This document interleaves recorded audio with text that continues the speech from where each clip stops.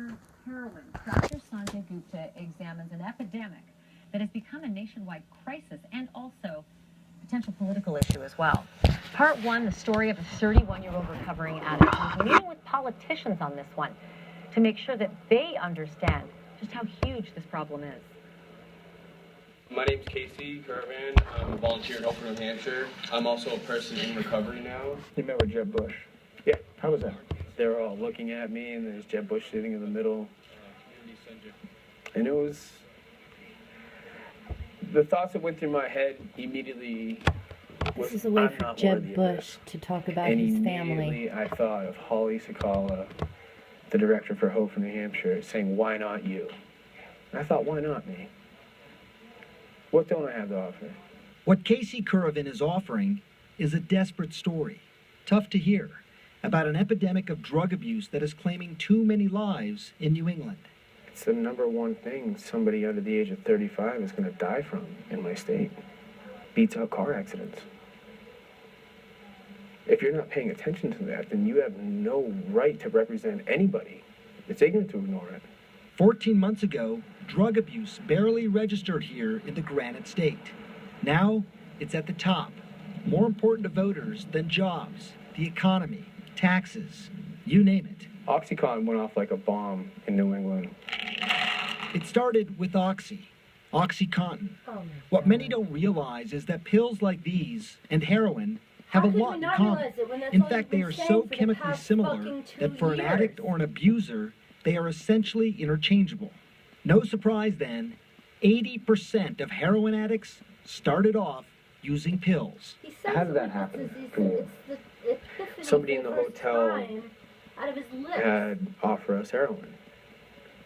I almost looked at it like a science experiment. That was how my brain justified going through the whole process of using heroin. I sniffed it, and it had an effect, but it wasn't the effect that I was looking for. An hour later, I shot heroin. What were you trying to discover here? I just wanted relief. Relief from? Relief from my thoughts, my feelings, my emotions. If I had the power to choose, I wouldn't choose to use every day. What Casey is describing is a substance use disorder. That's a new name for an age-old disorder, addiction. It's a brain disease. It causes you to seek out drugs, no matter how horrible the consequences. In fact, Casey almost died of a heroin overdose. He now wants Narcan, a sort of antidote, in the hands of anyone who needs it. Why? Because it saved him, like it did for this woman. She has overdosed and is no longer breathing. Now watch closely what happens when she gets Narcan. Can you sit up? All right, come on. You want a glass of water? Casey's message, along with many others, is starting to be heard. Addiction is not new. In October, President Obama announced efforts to double the number of providers that can prescribe Narcan. It was welcome news here in New Hampshire, where the cries for help, any sort of help, are the loudest. And we kept asking ourselves, why here in New England? Well, the answer in part is because heroin is particularly easy to get and very cheap. How easy is it to find if you wanted to find it? That's a good question. I guarantee you there's nobody in New England with money in their pocket that is saying, God, I wish I could find heroin if they really needed it. You got money, you can find it. Yeah.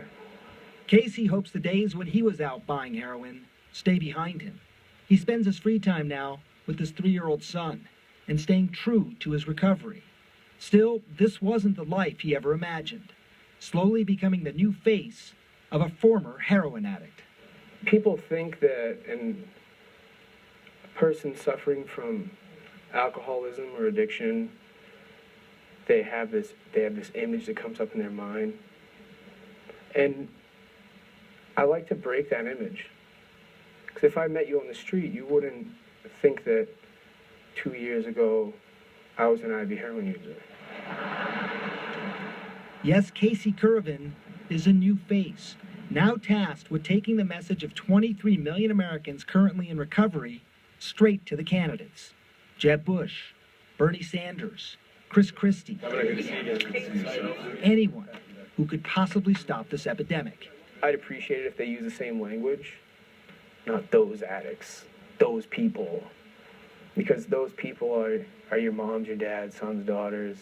They're your neighbor. They're the chief of your police. They're everybody. They're your doctor, your nurse. We're not unique people.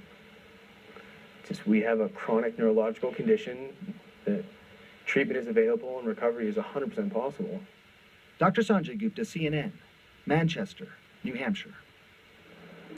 Thanks for watching, everyone. My colleague Wolf starts right now. Fuck you.